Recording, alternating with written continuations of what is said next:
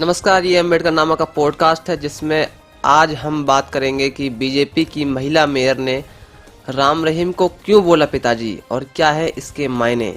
और इसके अलावा जो राम रहीम जो जब से पैरोल से बाहर आए हैं वो कुछ दिनों से ऑनलाइन प्रवचन कर रहे हैं जिसमें कुछ भाजपा नेता भी शामिल हैं। तो आज के पॉडकास्ट में हम इसी पर चर्चा करेंगे। सबसे पहले खबर जानेंगे और बाद में इसका विश्लेषण करने की कोशिश करेंगे। दरअसल पैरोल पर बाहर आया डेरा सच्चा सौदा प्रमुख गुरमीत राम रहीम पिछले कुछ दिनों से ऑनलाइन सत्संग कर रहा है, जिनमें भारतीय जनता पार्टी यानी भाजपा की हरियाणा इकाई के कई नेताओं ने भाग लिया है। राम रहीम के पैरोल पर बाहर रहने का समय एक बार फिर क्षेत्र में कुछ चुनावों की तारीखों से मेल खा रहा है। इस वर्ष यह ऐसा तीसरा उदाहरण है। हरियाणा में अगले महीने पंचायत चुनाव और आदमपुर विधानसभा सीट के लिए उपचुनाव होने हैं। इससे पहले राम रहीम को जून 2022 में एक महीने की पैरोल पर रिहा किया गया था और फरवरी 2022 में उसकी 3 सप्ताह की फरलो यानी एक प्रकार की छुट्टी को मंजूर किया गया था। इस दौरान उसे परिवार के सदस्यों के अलावा किसी से नहीं मिलने दिया गया था। उसकी 21 दिन की रिहाई के दौरान उसे Z+ सिक्योरिटी भी दी गई थी। राम रहीम को 3 सप्ताह की छुट्टी पंजाब विधानसभा चुनाव से कुछ दिन पहले मिली थी। पंजाब खासकर बठिंडा, संगरूर, पटियाला और मुक्तसर में इस पंथ के बड़ी संख्या में अनुयायी हैं। गुरमीत राम रहीम को साल 2017 में बलात्कार के मामले में दोषी ठहराया गया था, जो अब पिछले सप्ताह शुरू हुई 40 दिन की पैरोल पर बाहर आया है।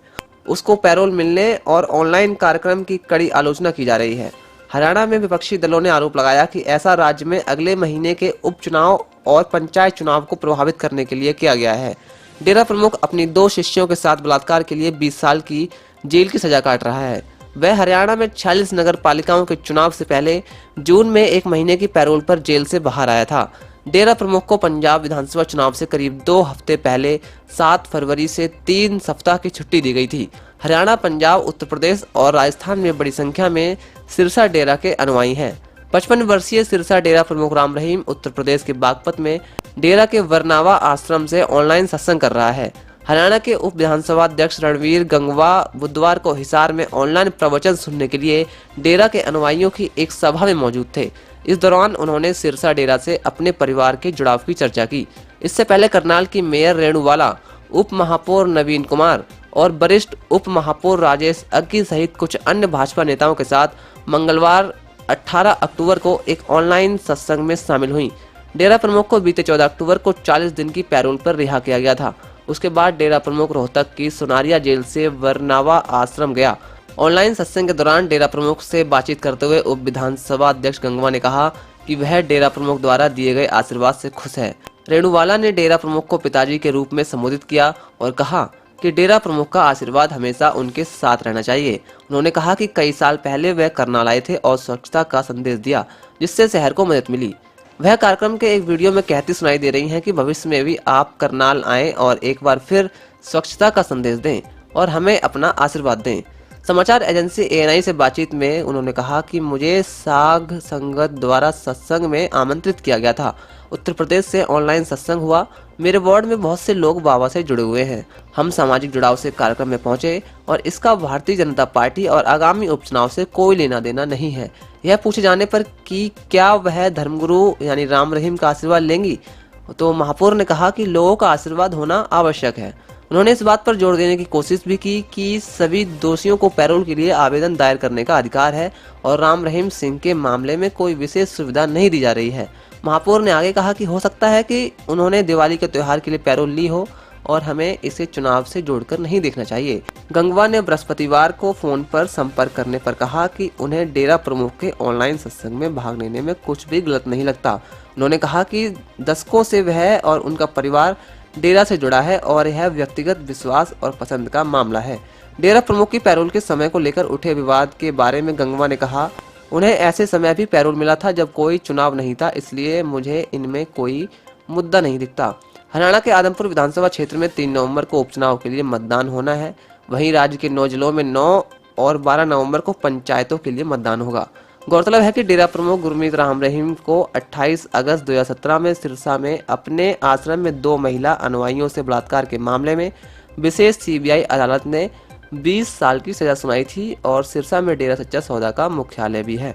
उसे पंचकुला में केंद्रीय अन्वेषण ब्यूरो CBI की एक विशेष अदालत ने दोषी ठहराया था। वह रोहतक के सोनारिया जेल में बंद है।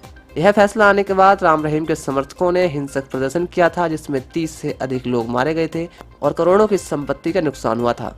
जनवरी 2019 में पत्रकार रामचंद्र छत्रपति हत्याकांड के मामले में सीबीआई की विशेष अदालत ने गुरमीत राम रहीम को उम्र कैद की सजा सुनाई थी। 16 साल पुराने इस मामले में अदालत ने गुरमीत राम रहीम के साथ ही 3 अन्य दोषियों कुलदीप सिंह, निर्मल सिंह और कृष्ण लाल को भी उम्र कैद की सजा सुनाई थी। गुरमीत राम रहीम को 2002 में डेरा प्रबंधक रंजीत सिंह की हत्या की साजिश रचने के लिए भी पिछले साल 4 अन्य लोगों के साथ दोषी ठहराया गया था।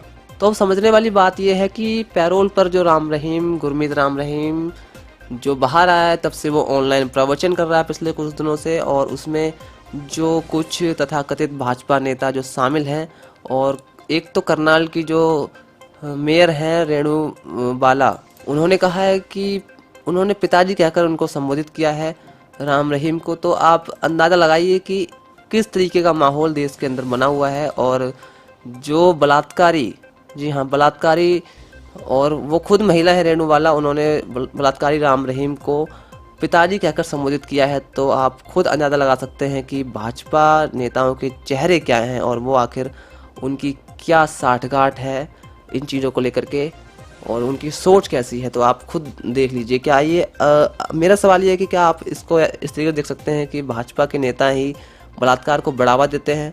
क्योंकि जिस तरीके से महिला नेता, वो खुद महिला हैं और बलात्कारी का सपोर्ट कर रही हैं, उन्होंने पिताजी कह रही हैं, तो आप अंदाज़ा लगा सकते हैं कि भाजपा नेताओं की सोच क्या है। तो सुनते रहिए अम्बेडकर नामा का पॉडकास्ट। मेरा नाम पवन है। शुक्रिया।